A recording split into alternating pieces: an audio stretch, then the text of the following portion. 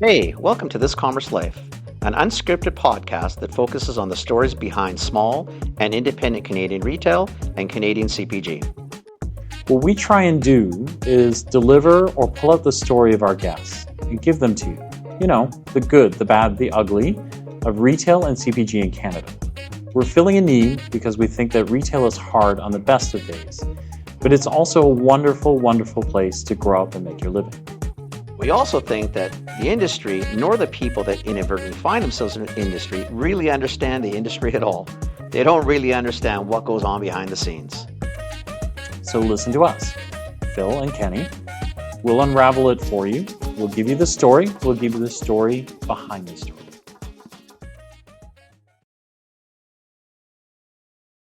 Hey, I know this lady. Hi. How are you? I'm good. How are you guys? I'm good. Okay. Everything okay? Yes. Yeah. I don't know. Do you got an hour? I could go on and on. Oh no. Oh no. No, it's not bad. It's not bad. Yeah. It's all good. Right? Oh man. We're this is a fun way to end Friday, hopefully. I know, right? Hopefully you're Well, it'll be fun for us. I don't know about for Katie, but Yeah, that's what I was saying. I hope it's also the end of the day for you too. So Yeah. I hope it.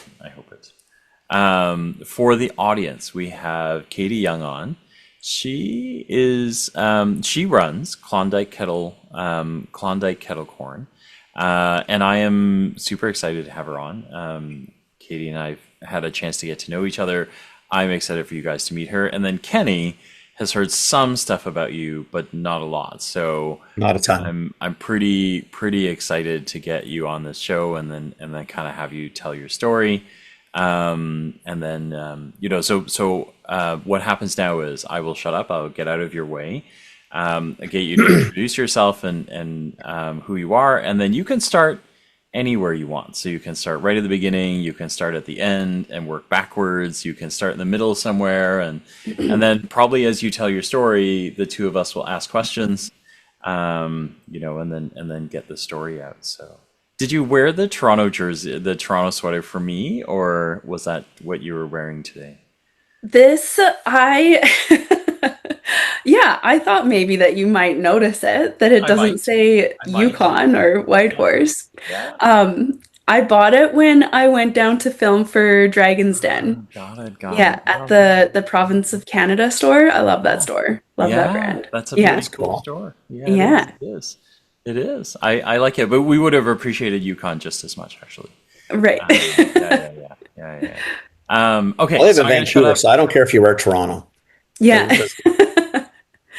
Whatever. Just Canadian. And I knew you weren't from Toronto. I thought you were from northern BC, but it's Yukon. From the Yukon, yeah. Okay. Yeah. Okay. Yeah, Awesome. so I think that's the most unique part of our story is that, I guess everywhere across Canada we have businesses that are starting out at the farmers market like we did. Do you want me to just go for it, Phil? I think to start with you, tell us who you are, because you're for me. You go for it. I'm curious to know who you are, where you're from, Yeah. how did you end up doing so? Because it is intriguing that someone, not for anything, but the North is the North. A lot of cool things happen, but we never hear of them down here. Yeah. So I'm just dying to hear, where you're from, what you do, how'd you get to this mess? Yeah. How'd you get stuck with him? Okay, so my name is Katie Young. I have a business called Klondike Kettle Corn. We make all different types of popcorn, from air popped, kettle popped to caramel corn. And we have been at it for over 15 years now. Started out at our local farmers market here in Whitehorse, Yukon. And now if we do the super quick story, fast forward to today, we are trying to branch out all across Canada. So yeah, that's why we got connected. That's why Phil and I got connected. Oh, man, this kettle corn travels, eh? Right? Raw materials. I don't know I don't know the growing season up in Whitehorse, but I got a feeling it's pretty tight for popcorn and Right. stuff. Yeah. Yeah, we're not growing our popcorn No. up here. Wait, so So take that us. stuff is traveling from somewhere to there and then back. Absolutely. It's a Yeah. hike, eh? Yeah. So take Yeah. us back to the non-quick version. So Yeah. you start, like, what's your background? Like, Were you born why and raised kettle up there? corn? Born and raised up Yeah. there, all that stuff. I was actually born and raised in Red Deer, Alberta. So was Okay. my husband. I grew up on a farm there, and I eventually, went through school and university in Edmonton. And then we moved up here, basically moved up here for the adventure. So we really loved spending time in the mountains. Anyone who is in Alberta, Calgary, Edmonton area, it's a long drive to get to the mountains. And so we, being young and adventurous, were like, where in the world can you live in the mountains instead of driving to them? So yeah, we chose Whitehorse. I still had a practicum left to do with university. I was studying outdoor pursuits or phys ed and rec. So I essentially set up my own practicum in Whitehorse dog sledding. So that is what I came up for. 2007 in January, we moved up here, moved into a dry cabin. My husband had been graduated, so he was just, looking to go ski, and I was doing this practicum dog sledding. So yeah, quite the adventure to come into.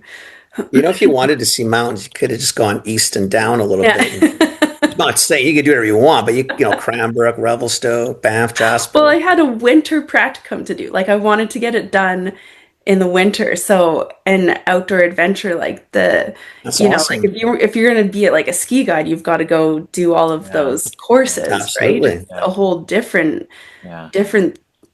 journey to take. But with dog So how'd you sledding, get to dog sledding? yes, fun, right? I don't Fun. know. No, I love I don't dogs. think there's a lot of dog sledding in Red Deer unless I'm No, mistaken. but you Well, went north. You we went had north, right? two No, I get it, sled but dogs that's from kind of cool to pop into dog Yeah. sledding. yeah. I go north, I might go pick berries or Yeah. do mushrooms or hunt. I'm not going to necessarily think, oh shit, man, I should do dog sledding. Well, think if you're gonna go on like a trip, like an outdoor adventure trip, and you got to pick an activity in the winter, That's freaking awesome. dog sledding, right? Or Yeah, skiing, I guess, right? Yeah. That's pretty so cool. I had 175 dog friends before I had any real friends up in the Yukon. That's hilarious. Yeah. It's so hilarious. So you Yeah. did your practicum and Yeah. clearly you took root. Yeah, yeah. And we kind of knew that we would move up and stay up here, so but yeah, finished the practicum. And then I did a bunch of work in kitchens. Like I've worked in kitchens since I was 16. Went through the whole like worked at the Keg as a prep girl and a salad girl and yeah, so I, kept doing that up here and then I was working for the post office for a little bit. And then me and a friend we took over this kettle for making popcorn and decided to try it out at a farmer's market. So we did, make a bunch of money really easily selling popcorn. We're like, wow, this is great. This is super fun. And it was about the same time that my husband and I decided we wanted to have a family. And the friend that I had started or that I had gone to this market with the popcorn machine, she had another job that she had to kind of stick with, whereas I had a bit more flexibility. So eventually I took over the kettle corn stand, kept running the market, started having kids, and kind of grew my family and the business up alongside each other. Wow. Wow. Okay. And you started like in the farmers markets. Again, remember, like seasons are different. We're not talking sort of West Coast, like Lower Mainland, Vancouver seasons. Right. Like your seasons are tight. You're not talking long windows.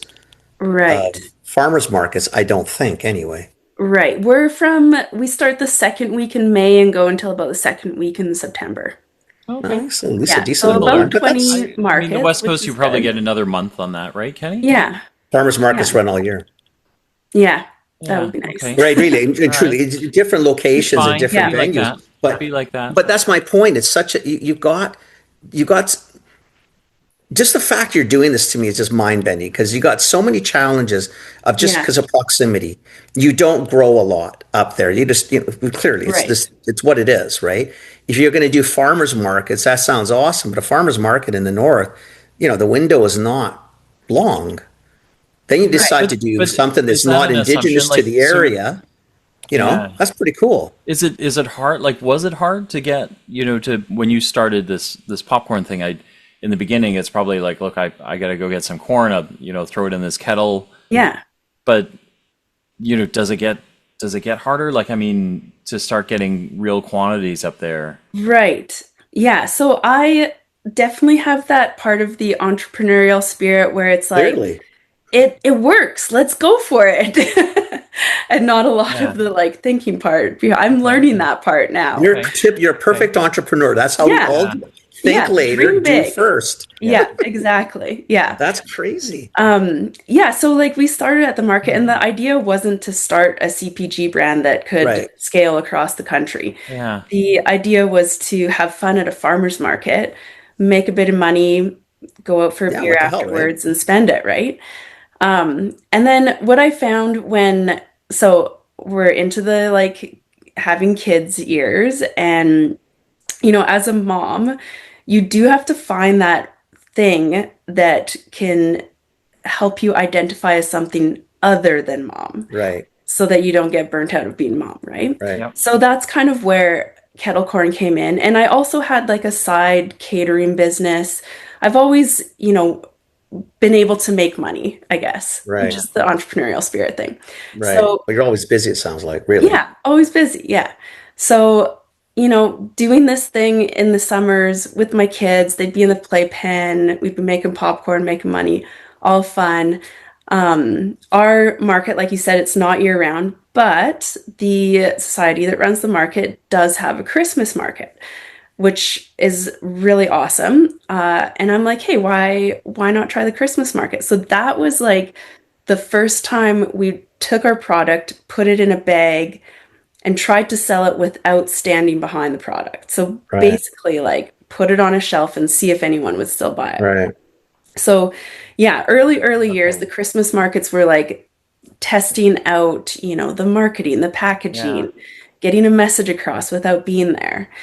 And I had a ton of fun with that, like decorating your stall for Christmas markets and, making your own labels. And then eventually, I noticed actually another company from the farmers market, Sarah, Home Sweet Home, she had her pies in the grocery store. And I was like, oh, I could do What the that. heck? Yeah. I could put popcorn on the shelf. So Well, why I not? went and talked to the store owner. And he's like, yeah, sure. He kind of like explained to me what wholesale prices are and retail price and, pulled out I was going to say his calculator. He wasn't carrying a calculator. He pulled out his phone, did a couple calculations, and he's like, this is where your pricing has to be at. And I'm like, yeah, I can make that work. So that was like my first trial of going into stores. And that would have been 2015. Okay. So kids are still young, still at home with them. Started selling in one grocery store, and then I kind of just added on all the stops that I was doing. So the grocery store that I went shopping at, the gas station that I fueled up at, the brewery where I bought my beer, and I went to all three of those places and I asked them like, would you sell popcorn? So those were like my first three accounts. So You're like, I can't say no to you. You Right? buy all your stuff here, and you're like, I know. yeah, No, I but know. And I So was when like, can I this- bring it clever. by? like I'm definitely Yeah. spending more on fuel than I Yeah. am making popcorn and Yeah. hopefully not spending more on beer, but probably was. But you gotta Close. start somewhere, right? Yeah. But Yeah. but the thing is, even like without probably even knowing it, you're testing in essence like three different channels. You Yeah. got grocery, you got gas and convenience, and you got food service / bar. I know. Like in It's all crazy, honesty, I right? mean, Yeah. maybe you plan it that when you stumble into it, Yeah. but all of a sudden you're testing, this format. Oh, that can do 100-gram bag here. This Yeah. could be 500. I could sell a 6-kilo bag here because it's Right. like all of a sudden you're thinking like honestly, most people don't trip or walk into that. It's you have to Yeah. guide them. Like that's pretty cool because you can look at things and say, Yeah. well, how do I actually what do I want to do in this mess? Like, Yeah. And yeah, and I've always said like it's easy to pull out the challenges of running a business out of the Yukon, Yep. but I've always said that as our benefits to running out of the Yukon. Like we only have one Save on Food, one Superstore. So, I can actually get into all of those fairly easily for and then sure, see which one works the best. Yeah. But because I only have one, then of course I'm going to go to all my gas stations too because I got to sell more popcorn. for So sure. then all of a sudden I'm trying the C stores, right? And then, like you said, food service. And then, oftentimes in your own community, when you're growing like that and your locals catch on, then they start coming to you. So a hotel comes to you and they're like, oh, let's do this, custom branded Yeah. bag that we can give out to the people that stay at our hotel. And so Yeah. all of a sudden you're like, that's another channel. I can repeat that across the country. So yeah, there's I think it's definitely super cool. benefits to being in the small community too. But you're small, but you're not. I think that when you think of it, because you think like northern BC, northern Alberta, and Yeah. then into the lower territories or Yukon, you start getting to cities of 2, 3,000 people. Yeah. That's nice, but that's hard Yeah. in a lot of ways because they're not also next door to each other. Like you Yeah. got 25, 30,000 people, pretty confined. Yeah. So you're big, but you're not out of control big. Yeah. You're big, you don't know everybody, but everybody kind of might know you. Yeah. Like you got some really cool things for being where you are, right? Because it's not easy to do things. You're from there. It's not easy to get things in. It's not easy to get things out. There is Yeah. definitively seasons where things move easier than others. But you got a really cool, wicked little population to play with and test some things with.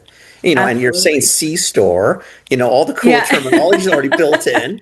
Like, there's some cool angles in there. Like really. It is really cool. Yeah. Yeah. And like I can take my sales reports from those big stores and then use them to get into other stores down south. But yeah, Absolutely. it's the like I keep saying to myself, like the last 3 years, I guess, is what we've kind of put into this national expansion. Mhm. And I'm like, my exit plan, or like if shit Right. hits the roof, like, is that a saying or is it shit hits the fan? I don't know. That's the But it's fan. okay. Yeah. Roof we But we If get understand. you. everything falls Yeah. apart, the Yeah. Yukon will take care of us, which is really cool. Come on. I mean, Yeah. Yeah, yeah, like we that's have Kind of cool. 15 years of sales up here and Yeah. extreme local pride. Like our Dragon's Den episode, that like the whole city was just so Yeah. proud Probably about went that. crazy. I Yeah. guess Yeah, so. it was so I guess cool, so. like it didn't feel like it was me up there. It felt like this is the Yukon. You're representing the whole freaking territory, my dear. Yeah. Yeah. Right? Like you're it. Okay, Yeah. wait. So go back. So That's awesome. so you're expanding. You're into channels. So is Dragon's Den the next thing that comes for you? Like how does Dragon's that? How does thing that go? has almost come and gone. So we went out and we filmed for that last year. So when Okay. I went and bought this sweater, that would have been last May that we Okay. Right. filmed. Yeah. Our episode aired in March. Okay. So we had Just this big, one, yeah, just just now. this last March that Right? just happened. Yeah. So yeah, we had big party up here, big watch party. Awesome. Yeah, and so that kind of happened. We got a good boost on ecom. We're not Shark Tank. Like we talk to brands that go through Shark Tank, and it's like, how many hours did it take your company to sell out? Like they're just wild down there in the States. But yeah, we got a good boost from Dragon's Okay. Den, which was awesome. And I feel like maybe more authentic because we're able to retain those customers. Yeah. And Yep. like, yeah, it feels really good. So So let yeah, me walk it back. So 2015, Yeah. we started really start, right? Like Yeah. we're starting. wholesale. So you're wholesaling like I'm going to presume Whitehorse and sort of vicinity, not 20,000 miles. You know what I mean? Like pretty Yeah. tight. So 3 years ago is the decision. Hey, we can bust out of the Yukon, right? So Yeah. where are you going from there? Are you going down to Edmonton? Are you doing Fort Mac? Are you talking like Like Yeah. St. John, Prince George, come down to Vancouver. What'd you guys do? All of that, yeah. So the process started with I did the Venture Park Accelerator program. Okay. Yeah. Someone had suggested it to me, and it was connected to Arlene Dickinson. Whoa, that's Yeah. super cool. So I did that kind of with in mind. This is going to help me make a decision of what to do Right. next. So, like I said, the Yukon's taking care of us. We could just stop there, and we are a successful business. So why keep going? So that's kind of what I went into that accelerator program with. I just knew inside, like I'm like I got more to give, or more to I don't know. I had more fire, more something. Yeah. Right. More. So yeah, went into that and kind of was able to start seeing like a more strategic roadmap of like, what does it look like to go national? One of my first contacts there was Gary with the Sobeys local program. And, for a brand to start locally, Sobeys local program is a great way to start, right? Yeah. We all know that. He wouldn't take me on because I'm not local. I'm in the Yukon. But I'm like, Gary, we have no Sobeys in the Yukon. Like, I only have one save on one Superstore, and like, we're there. Where do we go next? Like, we can't go national from there. Yeah. So he was like, we had a good long conversation, still wouldn't take me on. So he's like, you know what? If I were you, I would try and get into my competitors, get some sales, and then come back to me and show me that you can sell your product. So that's what we did. We have a really good relationship with our Save on Foods up here. We got noticed, and they do like those competitions where the store managers like pick a product to sell, see how much we can sell. So they did really good because they picked popcorn, which was awesome for us, and sold a ton of popcorn. And then other store managers were like, whoa, what's going on up there? So we did get into a couple save-ons in Prince George, Fort Nelson. So local like programs northern still. I mean, BC. Yukon, BC, same thing. Yeah. Right, whatever. Yeah, but it's so tough because you're not on the planogram. So, and you get like what they would call an in and out now, I guess. And you get really good placement, but it's like You one with the order, terms. I love it. sell it through, and then Christmas is And then here, you end and up like on we that have bunk nowhere that's to down put by you the anymore. receiving That doors. weird Yeah. little. The one that bunk that nobody goes to, that one, Yeah. which is unfortunate. But it's it's shelving to shelving. But Yeah. wow. So yeah, we did that. And that was great. We kind of got a taste for it. We shipped that out of the Yukon, which was really cool. And then, so going back to that program, I started looking at like, okay, well, how do we find a co-packer and how do we get these sales? So I went to my first CHFA show and bought a $500 ticket to just walk the floor and see what it was all about. But I got some really good intel from it. So I found a co-manufacturer. What else did I figure out? That I, saw how many popcorn brands there are out there, which there's actually not a ton of popcorn brands at CHFA, which is kind of cool. It's hard to ship air. It's the commodity itself, because you're gonna cube out a million years before you weigh it out if you're shipping. And as when you ship air, it ain't cheap. Yeah. So it's trying to figure that math out. Clearly you did it. So yeah, exactly. wow. Yeah, so we did the CHFA program. One of the brands in the Venture Park Accelerator program introduced me to their broker. And she was like, you know what? When you're ready, these guys are going to hustle for you. They're good. I'm like, okay. So go through that program, still have to make the decision, like, do I go for it or not?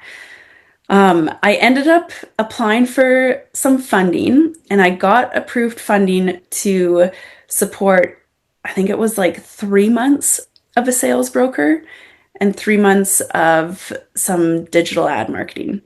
Awesome. So I'm like, okay, let's hire the broker. Yep. Let's go for it. Let's go. We have profit. We can pay for this broker with, our Yukon sales. So we went for it. And it has been a grind. Phil knows like the end of the story. It's for real. Like, we are not excluded from how difficult it is. No. Yeah, but 2 years later, We're still with our broker. And we're starting to see some progress now. But yeah, it's a grind. So right now, where you originally were manufacturing clearly in Whitehorse. Yeah. Are you still manufacturing there? Oh, Or yes. so the co-packer is there.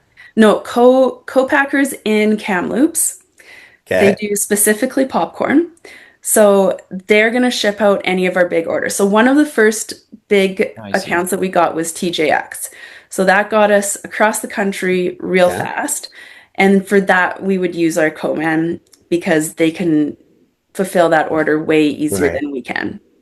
Yeah. So yeah, And we are using them for our larger accounts and then right. So like they'll do save-ons like in the Lower Mainland or where. So they're acting as a distributor as well as a co-man. No, no, not no, they just really. make the product. So when Yeah. it's not, when it's, I think this is the way you have it, and then you tell me if I've got it Okay. wrong. But listening to you is, if you've got, let's say you've got Loblaws, and it's kind of like Ontario or anywhere besides, kind of the northern half of the country, Yeah. then the order for popcorn would route to the co-man who would make it for you. Is Yeah. that right? Yeah. And then the distributor still So the gets the co-man inbound is order. the Yeah. co-man you're only using to fulfill. It's a fulfillment. They produce only for large orders, Correct. Yeah. and then they also ship to said large orders, or Or they to the ship it back up to distributor. the Yukon. Don't ship back to the Yukon, and then you No. ship. No. But you Yeah. have a distributor as well, right? Yeah. We just Yeah. So haven't talked about TJX it yet. picks up their orders, Yeah. but like They, we yeah, got they will into for sure. Georgia Main Food Group, so they would get their product from a distributor. Right. So the co-man would ship to the distributor for that. So we'll Yeah. send in a purchase order that comes from the distributor, and then they'll ship it to their warehouse. No, that makes so they're co-man slash logistics. Yeah. Someone else who does distribution, etc. It's just because you know it is because of where you are, as you know, you add so many levels of complexity because if you live in Vancouver or in Kamloops, even Prince George, you're on rail, Yeah. you're hubbed, you're north. Yeah. You're not It is talking. a whole different world, right? Because you're not Yeah. going to build it here, ship it back to No, the you White you Horse, and then you ship missed it the out. part where she did her thesis on dog sledding. It's actually Seriously. like a whole different logistics method. Well, it was a And logistics it's BA. popcorn actually, so you're shipping more air than you are anything. So she's cubing out on these dog sleds with her 150 first. Well, you start to Right? honestly because I'm trying to do the mental math on it too. So, you know, because the stuff you're making back home, clearly you're shipping out within, let's say, 100 kilometers, 300 kilometers from home. I don't care what the number is, but it's something to that degree. Because I am trying to figure it out too. Like I'm trying to figure out how much this product is traveling Yeah. and moving because of just where you are. It's in a little tougher spot, right? So it has taken me a long time to figure out shipping logistics up here, which I think is what you're getting at. And I still Yeah. don't quite have it figured out. And it really is like you have to go to these places and like, can you tell me where this route is going? So, for example, Pacific Northwest is like our local shipping company, and they have a warehouse in Edmonton. So Yeah. they're sending about 30 trucks up here a day with groceries and etc., whatever. And then backhauling, Mostly going back empty, right? Because which we're is not okay shipping for you, out good that freight much. rate. Yeah. So you have to build your relationship with the 100%. freight company, and you're bringing in all your raw goods with them, and then you're like, hey, look, we just got a deal with Sobeys Local, and they've got a warehouse in Edmonton. Can you help us get our product there? And they're going to give us their best price, right? Because they want us to succeed too. Yeah. For So sure. that we're gonna try out. They did help us get product to like Prince George and such and such. And then They the should be other, excited too, right? Because like it's not yeah. all about them doing you a favor, right? Because those trucks were going to go back empty. Oh yeah. Listen, their Now backhauling is good for them too. Backhauling is Yeah. good for Well, at least them, there's right? money you can Because pay for the now gas. it's I all mean, paid honestly, for Exactly. partially. Yeah. otherwise it's who's paying for the truck to go home? Yeah, for Right. sure. Nobody. And like honestly, to grow the economy in the Yukon, you have to start exporting things. Yeah. Oh, There's only so much money 100%. that can flow around locally, right? Yeah. Yeah. 100%. Yeah. So that's your logistics issue. So you can get it to Edmonton. Yeah. Like, may I ask, like, who distributes for you in BC? Right now we have LCG distributing for us, and And where's as LCG of situated? July 1st, we're onboarding with Purity, which is very exciting. Okay, well, Purity then, at least you've got, Yeah. is it going to go into the wellness or into the grocery warehouses? Grocery. So So they're, then you got Victoria, Vancouver, yeah, and Toronto. and then Toronto. Yeah. I like Yeah. that. No, Yeah. you know what it is? I think when I'm not, because I'm just a worrywart anyway, and I'm thinking, Jesus Christ, this is a logistics nightmare because it's just it's distance. But okay, so if you Yeah. got Purity, so if these guys can get it to sort of Edmonton, then you can say, listen, can you get it to the Vancouver warehouse? Can you try the? Well, we'll probably use the Co-Man to get our product to Toronto. They'll put it on rail there. Okay, Philly boy, Kenny, what's trying going on? to stay calm. Let's try to stay calm. Be calm. It was tough to get through July without getting hyperactive. It's August, baby. That means what, Phil? More beach time. Oh, for Christ's sakes, I give up on you. We're a month away from CHFA Now Toronto. Oh, Month crap. and a bit. September crap. 25, 27. Oh, That's it. gosh.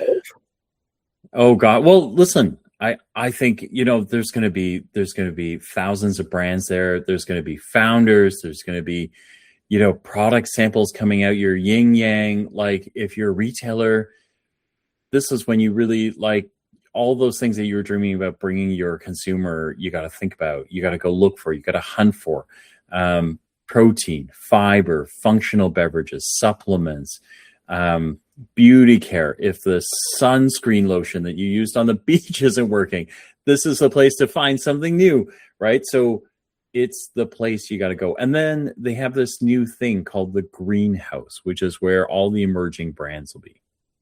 Okay, now maybe it is an oof. Now I'm tired. Yeah, oof, right? Get our stuff Gotta get organized. ready, like a month away. That's why I was panicking, because it's like a month. Okay, well, I just away. need more excitement out of you. I guess it is coming soon. We got a lot of stuff to do.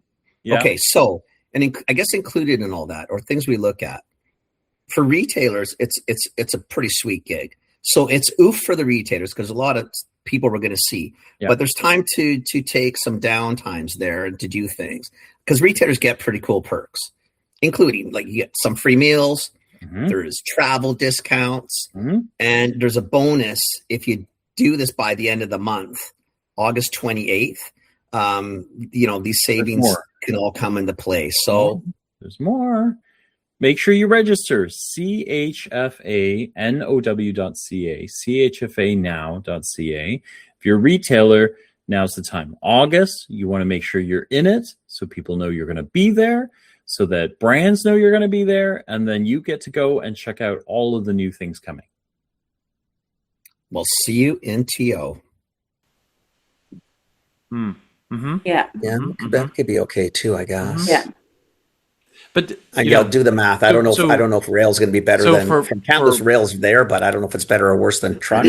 I think for little brands, right? If you're listening to this, what these two are kind of Kenny's noodling it, and then Katie's trying to figure out if Kenny is approving of this or not. I think is my real. I'm liking the fact I like the fact of how you're doing this. This is crazy. But if you're a little brand and you're working this out for the first time, the minutia of detail is actually important, right? Is where are you? Where is it going? Everything. If you're a brand owner, you're listening to this. Everything costs money, right? And so, if you don't happen to be near a hub, and the only way you figure out if you're near a hub is if you find a logistics person and ask, right? Am I in a hub? And it'll probably be an hour answer to go, no, you're not fucking on a route anywhere. Or, oh yeah, it's right there. Can't you see it? Yeah. There's a train or whatever, right? But all of those things matter for how you move, whether it's shipping air like popcorn where it's super, super light, or it's the heaviest thing you've ever found in your life. It's all the same, right? It's got to move somehow, right? So the harder it is to move, the harder it is to sell, the more money it costs, all those sort of things, right? That start 100% to make you crazy, right? So when we talk to people and they're living in the Okanagan, or if they're in the Lower Mainland, or on the island, or in Edmonton, Calgary. I mean, be serious. You're in large cities. Yeah. There's companies everywhere. The logistics easy. When you get outside of these areas, Kamloops is a hub because Kamloops has rail, Yeah. as well as truck. It's a hub in our province for that area. Prince George would be next. Yeah. Once you get past those two, and not for any, no offense to the north, not much left, eh? Like you get up to sort of Prince Rupert, where you got shipping hub, Yeah. but rail is Prince George, Kamloops. Now, if you get up toward Alberta and to Fort Mac, because you have to do this math. Like people down here don't realize how easy it is relative to what you're doing. You got to get it to Chilliwack, drive it. Yeah. If you really had to, or there's 20 distributors to choose from. You got options. You're in Whitehorse. To get it to Prince George, it's not next door. Right. That's complicated, and that's a decent sized city, hub of the north to a hub of mid province. Right. Right. That's relatively easy compared to what you go through up there. Like I think small Bransfield would struggle because they worry about how do you get from Victoria to Nanaimo. Well, come on, are you kidding me? Like, and you can walk it. What the hell is this poor girl going to do? Like there's a lot of space in between. Quite honestly, like to be like all that knowledge that you just had there about these hubs, like you can't just figure that out. Like you have to know people and talk to people, and like you can't just Google it, right? What are you going to Google? Yeah. And so I'm going to shift perspectives now because like the whole CPG conventional grocery store, like that is a beast. And yeah, we're going to strive for it, but there's got to be something else to back that up, right? You have to have e-com sales, or you have to have local sales, or whatever. So the other thing that we found out that has worked really well, that has been a lot faster to scale, is our direct wholesale shipping to, like gift shops or independent grocery stores, gift boxes. Everybody loves popcorn in their gift box because it acts as an insulator. It stops things from breaking. It's like styrofoam, except edible. Yeah, exactly. So for us, and for any small brands listening, Faire has been amazing, and it has simplified a lot of the shipping logistics for us. So one thing that I figured out, we got our product on Faire a couple of years ago. It was bringing in a little bit of income. It was okay. And then last year, it just exploded on us. And I don't really know how. I mean, I guess the things that I changed, I added free shipping. I sent out free samples. And I put a flat rate shipping on orders. So when people would go to their checkout, they wouldn't be scared that it's from the Yukon and they're going to get charged like crazy amounts for shipping.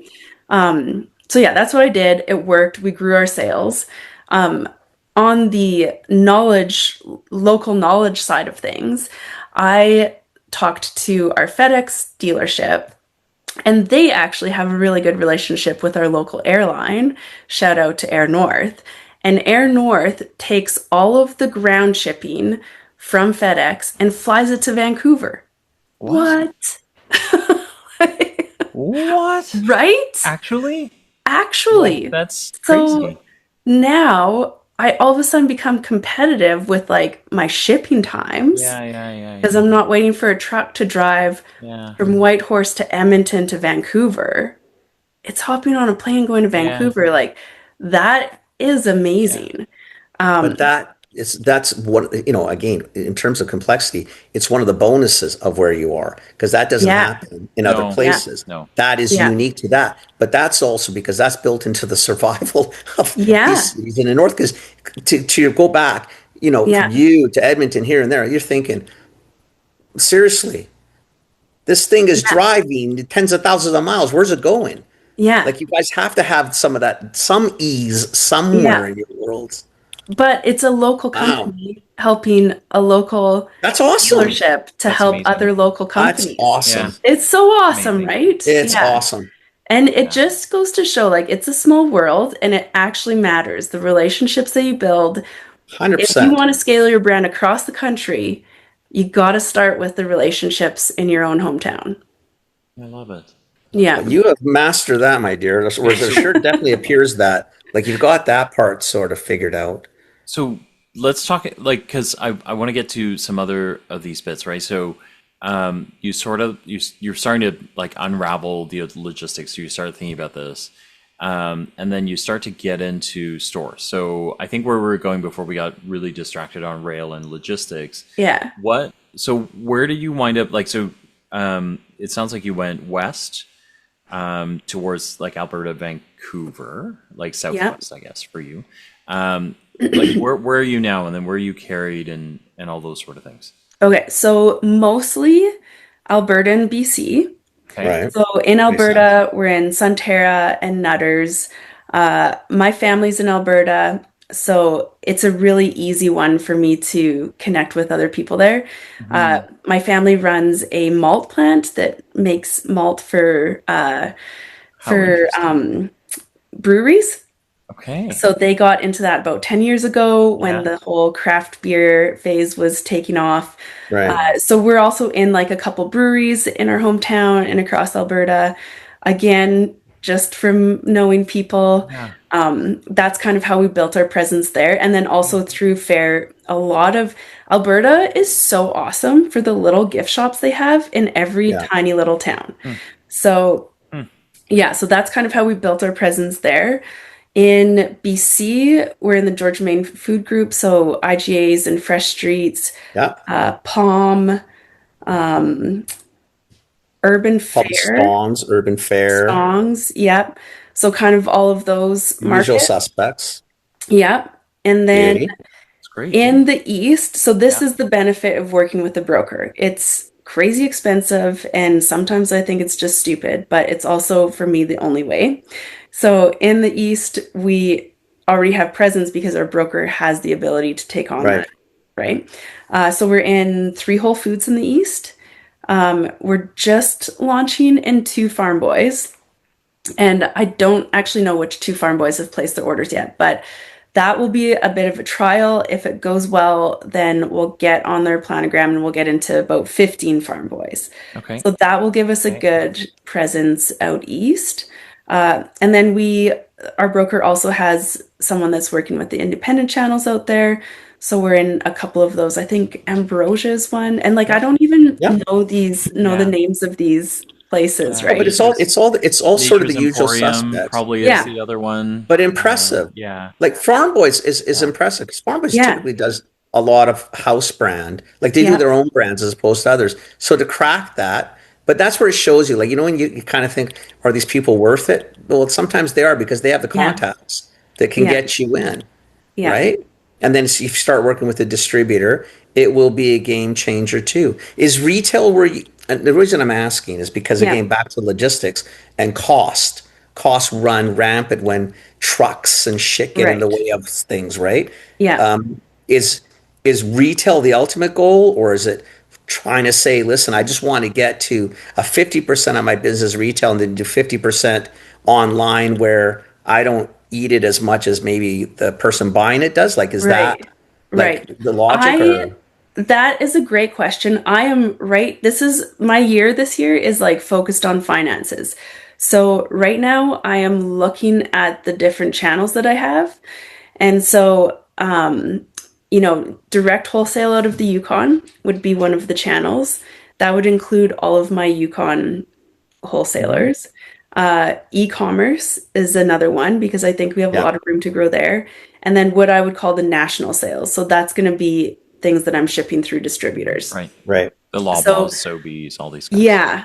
So like our direct wholesale out of the Yukon, that grew the most last year because of what we're selling through Fair. And it still has potential to grow because the more I get my name out, the more times I go to Toronto to CHFA, whatever, I'll have like, I just had a meeting with Foodie Pages today. So they're out of the East and they do a lot of corporate orders. So that's a great again, place for you away too. from the conventional grocery store thing, There's yay. money at least, right? Like you can make some money this way because those are different Exactly. purchases. Now a $5 Yeah. or $10 bag of popcorn is 20. Yeah. It's a whole different world of Yeah. niceness. Yeah. What So to say like you what feel like you've been a percentage? CPG for like ever. What's that? You sound like you've been in CPG for 30 years. No, because you do. You use all the acronyms. Like you've got it sort of balanced out. You're looking at channels differently. Like honestly, not for anything, but your sophistication is very different than what what I would have anticipated when we started the conversation, right? Because I'm thinking, okay, dog sledding and other things. I mean, really not CPG, Annie, but I was excited to bring her on for a reason. Yeah, you got the games down pretty coolly, right? Well, thank you. I'm going to take that as a compliment. No, I take for whatever you want. I just think, I'm pretty. Wow. Yeah. Like seriously, it's hard where you are. I mean, really, just your distance is already an issue, but to battle through it and just keep fighting it and trying to figure out all these things when you maybe don't really understand them. Yeah. When you communicate it to, like when I'm listening to it, I'm thinking, you can say whatever you want. Maybe you don't understand it perfectly, but shit, you're already thinking about it. Oh yeah. Like you've got this little thing set up. That's impressive. Yeah. Well, thanks. Wow. That makes me feel better. Okay, so before I want to ask you about your dragon standing experience, but I have two questions. One is, do you mind talking a little bit?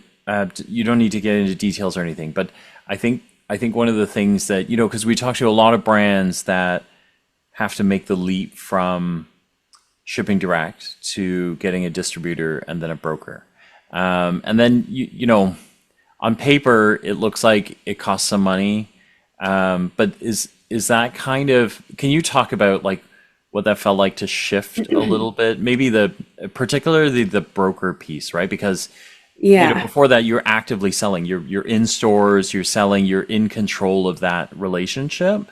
So shifting to a broker, what does that feel? And I'd also like to know, tied in, I'd like to know how you figured out you could actually afford that. Yeah. Because most people, or do I have the entrepreneurial spirit that is like, let's do it? That's sometimes that drive can get so many problems, but yet it could be so important because it gets you doing stuff. Yeah. I understand cash flow. Do I live by it?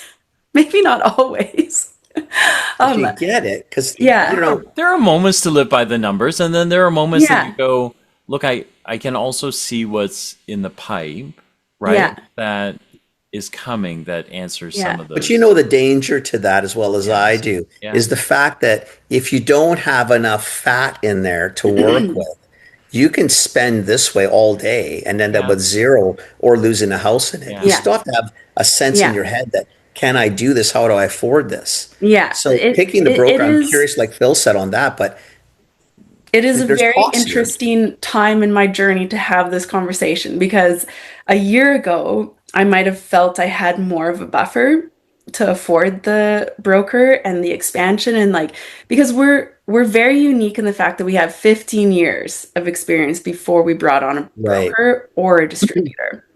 So that's 15 years of sales that, the first 5 years I was like, do you think people will keep buying popcorn next year? I don't know. I might have to find a job. Yeah. 15 years. Okay. I know how to sell popcorn. I can keep selling that much popcorn. But yeah, so as I said, I felt like I had more of a buffer when I first started with the brokers. I'm like, yeah, it's okay. Just keep going. We've got time. Now I'm feeling the crunch. Yeah. And I'm feeling like every other CPG brand. Now I'm like, I'm not so unique anymore. I am in the grind and it's a volumes number. So now I see to survive and keep going with what I've got going on, I need to increase the volume. Yeah. So now I'm at a point. So I feel last time we talked, I think I had asked my brokers for a forecast, but I hadn't received it. So I received a forecast from my brokers. They put together an awesome spreadsheet for me. Okay. Gotta love a good spreadsheet. Okay. With the caveat, this is a forecast. We're not guaranteeing you these sales, but this is what we see happening because they want me to succeed so that I can keep paying them. Yep. It's going to get to a point where I just can't afford the buffer anymore. I can't pay them for no sales, right? Yeah. So with that forecast, it gives me a timeline to the end of the year. This is what we're going to make. This is realistic with what we've got in the pipeline. So let's just get to that point, and then 2027, we're working on that forecast already. Right. Sorry. So hang on to that thought for like, if you're listening to Yeah. this, what you just heard is Katie getting, because every little brand has this question is, what questions do I ask? What can I expect back from a partner? And I don't think you can get better than that, right? Is, No. what you have to hear out of her kind of thing there is they didn't promise her, but they said, look, like we've been doing this a while. We've met with a bunch of people. We think there are several green lights in here, and there's probably a bunch of red lights in here, and there are a bunch of yellow lights in here. So here's what we think we can do, right? Like, here's a possibility of things to happen, and then here's when we think we can do it by. So if you're a little brand, it's so important because it allows Katie now to go figure out, holy shit, I can't wait that long, or okay. So what I have to expect in terms of liability is I'm gonna pay the broker from now till the end of the year. So that's X number of months times whatever the the cost is per month, and then so I got to figure out how to bank that and then be able to pay for that, and then after that, okay, what do we do? Which was sort of back to the loaded question I asked before. Why I always ask it is, how much retail do you want? Yeah. Because it's a bit totally different financial structure and a different play. Yeah. So, and this is when I heard the beginning, when you're doing food service, that's a whole different world. Yeah. There's better margins for you potentially because you ship differently. Branding doesn't become the issue. Pack size is not the issue. Volume is not the issue. You sell online, it's the same thing, right? Because as you're finding out, this channel, particularly grocery, is, fuck, it's a beast. Oh, it's brutal. Right? And just not a broker. There's a broker there. It's a distributor layer. It's all the spend layer. Yeah. And if you bet hard, which you can do whatever you want, but if you bet 100% on it, the numbers are the numbers. And it's either going to eat you up or you're going to find a pocket to breathe, which is why I always try to say hedge bets. If you can put 10% into 20% into food service and 10% into online, then at least some of it's fueling that other animal who's eating everything. Yeah. Which is okay, because that's your tonnage. So true.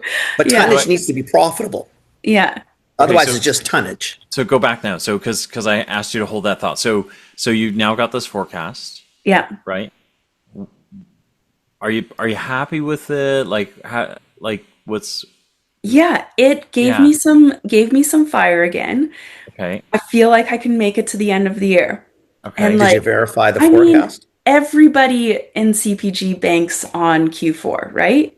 And popcorn, especially, like even like our e-com and our direct wholesale, it's so giftable. And that we have got that is what we're good at, is the seasonal products. And just like shipping out a ton of popcorn in Q4. Yeah. So it gave me a bit more confidence. And like I couldn't have asked for that on day one. I don't even know if I could have asked for it after year one. Like after our first year, they built me a forecast that was 10% more than the first year. I'm like, yeah, that's what I do. Like I know how to do that. But we don't want 10% more. We want like to double this. Yeah. So it did make me feel like this is good. And then it actually fed into how we have, like, we've got a regular brand management meeting set up. I think it's every 6 weeks or something. And it fed into, like when we go to this meeting, I don't need you to prove to me all the work that you've done. Because right now they're going through like every single account. Like we talked to this account, denied. We talked to this account, denied. I'm like, I don't care. Yeah. I just want to know like what is in the pipeline, what is actually possible. And so now if our meeting takes 5 minutes because we're like, the only thing we're focusing on is getting the rest of those farm boys on, and it's going to happen by this. Because otherwise I leave those meetings and I'm just like, well, everything's about to happen again. All the balls are in the air. The balls are in the air, Yeah. And I think that's what I was sort of trying to ask you too, is like, it's great you got a forecast, but it needs to be your forecast, right? So Phil can write me a forecast for my business, but I need to validate, verify, and not just buy into it. I need to own it. Yeah. Right. So it's just making sure you do those parts too, right? Because that's great. I can say 10% or 20% based on what? Right. Based on a gut feel, based on what? I talk to the buyer. This is how the category is doing this. Like, do you know what I mean? You just want to make sure, because now you're betting with your money, right? Yeah. Because if you got a forecast, you're building for the forecast. That requires cash. Yeah. And it's not the person who made the forecast in this situation, it's your cash. Right. Just making sure that you validate, verify to say, yeah, you know what? If anything, I think they're light. So I should clarify here too, because we're like talking, what is it, the year of the horse? It's also the year of Yeah. finance for Klondike, right? So I I did hire an accountant to build my own cash flow forecast. Good. So Nice. that includes all of the channels. Good. So the forecast that the broker made, that's just for nationals. Yeah. And that's the one that's like the big question mark for me. That's the one where I feel like I'm gambling. So my cash flow that I own, that I'm working on with my accountant, that's going to include the e-com and the direct sales out of the Yukon. Right. And that's Right. where my input comes in. And so for Can I direct out of clarify a Yukon, little? I've got, Yeah. sorry, what's that? I think I want to just clarify because I don't think when I hear you say forecast, I don't like Kenny's hearing here's how many X number of units, but I think what I hear more that I would just want to clarify is this is your brokerage kind of coming to you with almost a lead funnel to say here are the number of Yeah. opportunities I have, and then here's what I think I can net out of those opportunities. So for Right. example, that example that you gave earlier, we're in 2 farm boys now. I think that if this goes well, aka that's how many stores units per store per week, in 6 months we could be in 15 farm boys, which equals how many units? Right. But So it's that's more- a sales forecast. Yeah, so it's more of an opportunities forecast for Yeah. the broker to tell you, listen, I met with Loblaws and they Yeah. said, not now. Yeah. But in my experience as a broker, not now doesn't mean absolutely not, no way. It means I'm a little full right now. Come back in 3 months Right. and come see me. That's a yellow to me. Yeah. Not a, not to pick on it. Like this isn't Monica at, Healthy Healthy Planet Planet, going, yeah. get the F out. I've got too much popcorn in my set. Yeah. I don't care. I'm never taking another popcorn. That Yeah. would be a hard no. That would be a red. Well, that's line. an easy Zero. forecast. That's a zero. Yeah. Yeah, but all I'm No, but saying that's is my point. yeah. But But all you're I'm saying is building Kenny, against it's this, not right? Yeah. That's my point. I understand the mechanics of it. Yeah. That's not the issue. And Okay. I think I just wanted to Katie clarify. understands Yeah. the mechanics too. Yeah. Yeah. But I'm investing, saving, and Correct. building toward Correct. this. Yeah. So Yeah. I want to know Yeah. if Farm Boy, literally Farm Boy to me, without knowing shit about this, is 80, 90%. Yeah. It's just now I got to figure out when the stores are coming on, who's coming on first, and what do those units look like. Yeah. If I've talked to Loblaws last week and my next meeting is 6 months, zero. Yeah. Right? Because what the fuck am I going to do with that? I'm going to Yeah. build Yeah. what for 2075's number? I don't care. Yeah. Right? So Yeah, it's making exactly. sure that the quantity, because again, this is your cash, right? And that's the parts I worry about is I want to make sure that if you're legit going to do 100 million pieces next year and that's on paper and it looks right, then Yeah. we need to finance that. You got to get to that number because we want to make sure we're selling it, da da da. But I don't want you to build 100 million and sell a million Yeah. because now you're thinking, shit. Now we better love popcorn as a society because Yeah. I got a lot of popcorn. Come Right? on, you And that's what I got always it. just always want to make sure because Yeah. someone else is making someone else's forecast is very different because it's not their money. Yeah. It's your money. So when you're Yeah. doing your forecast, your mentality is, okay, I don't want to, I don't mind being plus or minus 4 or 5 points. Yep. But Yeah. I can't be plus or minus 50. It's gonna be catastrophic either way. Yeah. So yeah, this sales forecast, we can call it, that Right. our broker made is going to feed into my actual forecast. 100%. Yeah. And it's just going to solidify it. Yeah. My dear, I think you're good to go. I mean, I don't do whatever you want. What the hell? As long as you could fund it, it doesn't sound like you're going to have much problem. I never would have in a million years thought a popcorn company out of Whitehorse, but God bless you, do it. Right? That's Yeah. crazy cool. No, it's totally That is totally crazy wild. cool.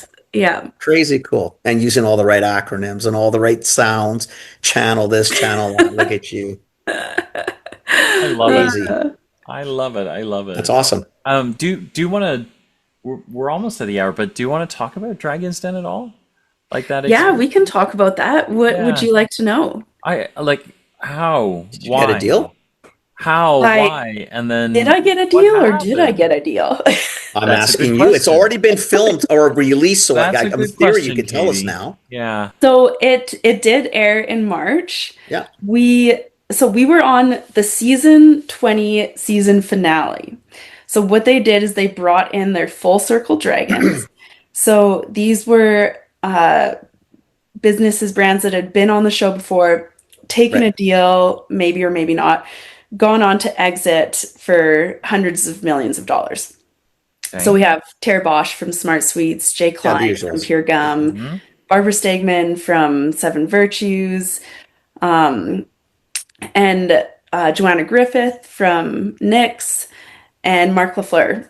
And so I wasn't pitching to investors, which makes it interesting.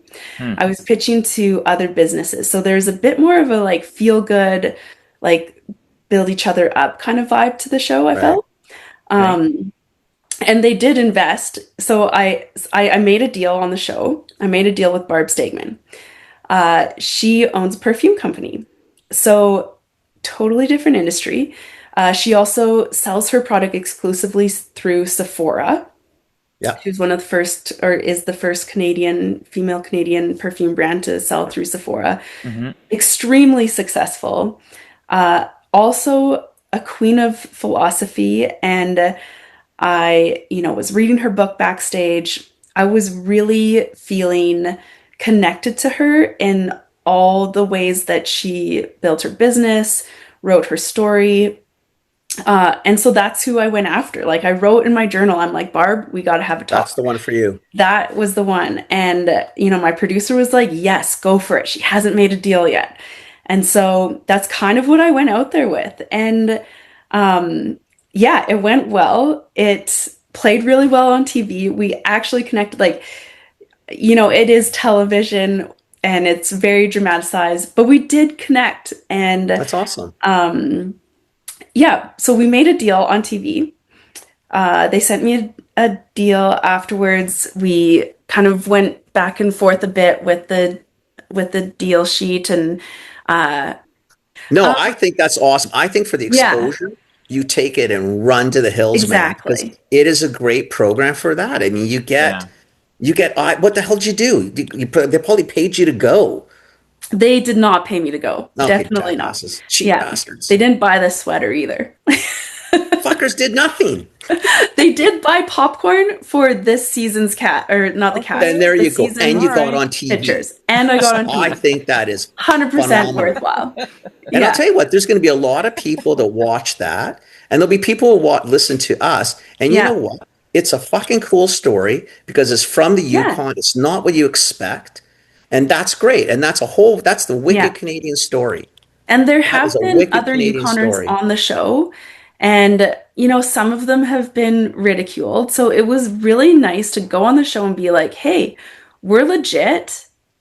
We want to make a deal. And then we actually made the deal on TV. I think that's fantastic. Gives us some sort of validity, even if it's just TV. I don't even know you. I'm really proud of you. I think this is really cool. Thank you. Cool story. Very cool. I love it. Cool story. I love that. Even if you are stuck with him, it's still a pretty cool story. I got to send you my spreadsheet from the broker. Yes, you do. I'm excited to see it. I'm excited. I want to see the spreadsheet. I don't know, Kenny. Maybe if you're lucky. I like Sharesies. I think you're going to buy some popcorn first. So I'll do that too. I've got it in my neighborhood. I'm close to, I live in Vancouver, man. No, buy direct. What's wrong with you? She makes more margin. Buy direct. Don't go. Yeah. Holy shit. I had another call today just with another brand who's onboarding with Purity right now. Yeah. And doing it all on her own. And Purity doesn't typically take a brand without a broker. Nope. But they don't want to teach. Yeah. So I had a chat with her. She's really awesome. Have you heard of Popoff? If you're in Vancouver, you've probably heard of them. Jen, we know Jen. Jen Orr, Has she been on the show? Yep. No, she hasn't been on the podcast, but she was part of one of our accelerator groups, actually. Yeah. But if you want to laugh, awesome. Matthew James was on the podcast yesterday. Yesterday. So we just recorded his episode yesterday. Oh, sweet. Yeah. So that one will come out pretty soon. Then you can listen to Matthew. And he's connecting us with one of his buyers who's going to walk us through how she looks at things before taking it. when we put out his episode, we're going to tell him to look out for our girl Katie. So absolutely, yeah, absolutely, 100%. Awesome. What we're going to do, 100%. Yeah. Thanks, you guys. Got your back, baby. Of course. Okay, I got to go to my mommy's now. She made pizza, homemade pizza. We are going. Get this. This is like so Yukon. My friend Nancy's coming over, and we're going to my neighbors. They just noticed that they have great horned owls nesting in a tree that they can see from their kitchen. No way. That's pretty cool. Then you can put it on you know how the internet just loves watching that shit, right? That's It's pretty cool. freaking amazing. That's awesome. Two big giant baby great horned owls. Like that's it's crazy. So wild. Really cool. Yeah. So you're going over to do a great horned owl watching party. Yes. I like it. Bullshit. You're going to drink wine. Don't lie. We know what you're doing. Same thing we'd all be doing. Yeah, the owls are there. Anybody got any more wine? That's all cool. That was nice meeting you. I'm glad. Thank you for taking the time to talk to me and to listen to my story. It's like anytime. Yeah, as like a solopreneur, anytime someone is like, "Hey, I'll listen," you're like, "Oh, how much time do you have?" Anytime. So, and if you have things you want to talk about, if you can't find him, you can ping me. I don't really care. I mean, it's business, and I'd rather you succeed than not. Anyway, we are partners, so you got me. So whatever, man. That's how it works. Yeah. If you want me to look at a spreadsheet, I'll have a look at a spreadsheet. I can do spreadsheets all day. You're gonna be impressed that it came from a broker, because they gave me my sales forecast for the rest of the year. But then they also gave me like, if we onboarded this brand, that's what it's worth to you. I'm actually kind of, you know what it is? Who you have, B&Q or? Bloom. I'm just surprised because those brokers, I mean, they'll do it, but it's usually half-assed. I'm like really this one good sounds at like they building actually did relationships. No, that's pretty cool. Just double checking, right? Always verify because remember, it's your money, not theirs. Yeah. And it's always that thing in my head that I just, I can trust but verify. Yeah. Right? Which you said. That face, though, that face says not trust and verify. That's what his face is saying right now. Even though he said trust and verify, he's really like not trust. Yeah, don't trust him, but verify anyway. Yeah. And my face says, I will trust anything you say, but I do know how to verify. I think that's the trick. You gotta have faith in people. No, you gotta have faith in people, but everybody's on, it depends what side of the fence you're on. I mean, I'll tell you the story to hang on to. Yeah. Right. Do you know what I mean? And I'm always our industry is a fun industry, but there's a lot of players in this industry too. It is an interesting industry. It's all good. Good. But be careful. Just run it by him. If you can't find him, just call me. Okay. That's awesome. Seriously, thank you. We love it. I gotta go to my mommy's though. I got pizza I gotta pick up. Bye, Kenny. Have a wonderful weekend. Thank you so much. Have a good time. We'll chat with you soon. Hopefully we'll get to meet you too one of these days. Yeah, well, definitely. You're coming to Toronto for CHFA. Yeah. Right? Oh, CNTO then. Yeah. Awesome. Yeah. Maybe I got to get a t-shirt to go with my sweater. Yeah, you could. You could. Why not? Yeah. Why not? Yeah. I like it. Get the broker to pay for it. No, I haven't been that successful yet. We'll teach you that part too. Okay. Okay. Thanks, guys. Take care. Have a wonderful weekend. Bye, guys. Okay, bye.